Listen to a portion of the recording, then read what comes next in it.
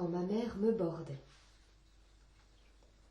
J'avais 20 ans, transportée par une ambulance de nuit pour une destination inconnue, la première d'une longue série. Première que l'on n'a pas prévue ni voulue.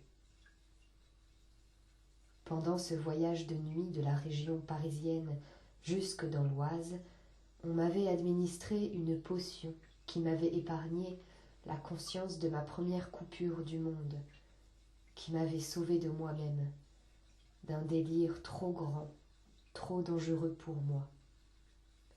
Déconnecté, disjoncté, survolté, le cerveau hyperactif, seul l'imaginaire me permettait de fuir la réalité trop dure à digérer, à accepter. Le corps, les automatismes de sauvegarde innés ne savaient plus ni à quoi ni à qui s'accrocher.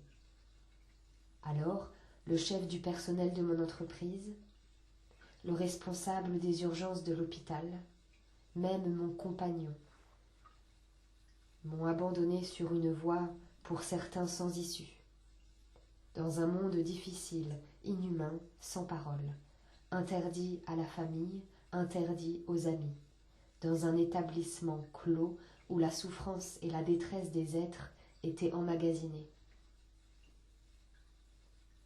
Quand je m'étais réveillée, des blouses blanches assez distantes étaient les seuls îlots dans tout ce qui m'entourait. J'avais peur.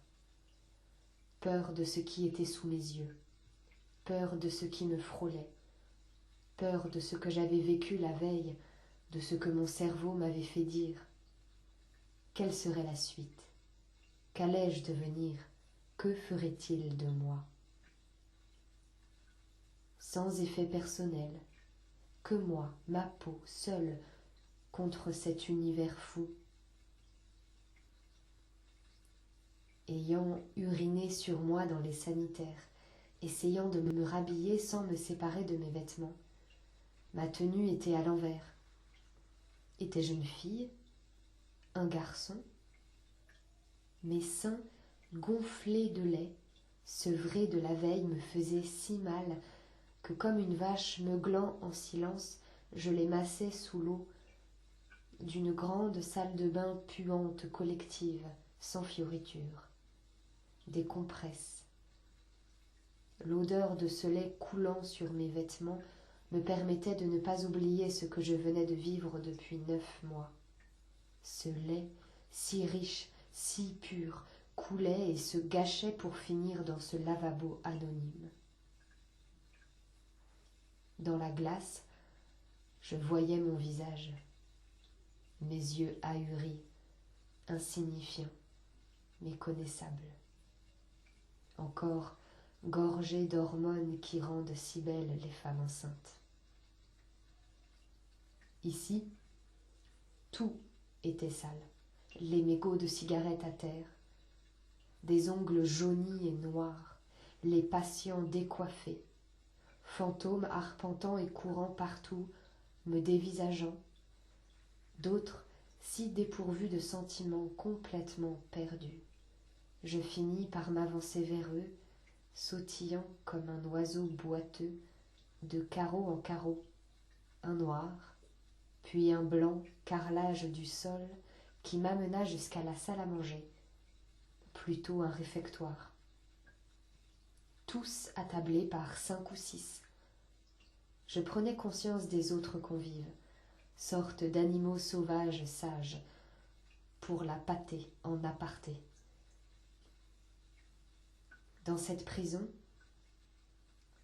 des enfants martyrisés, brûlés par les clopes sur les mains, les bras, étaient agenouillés sur le sol, les genoux calleux, bavant et se balançant en balbutiant les inlassables ba, be. Une serviette autour du cou, la bouche pleine et sale, le blanc des yeux si pur en naïveté et si vide.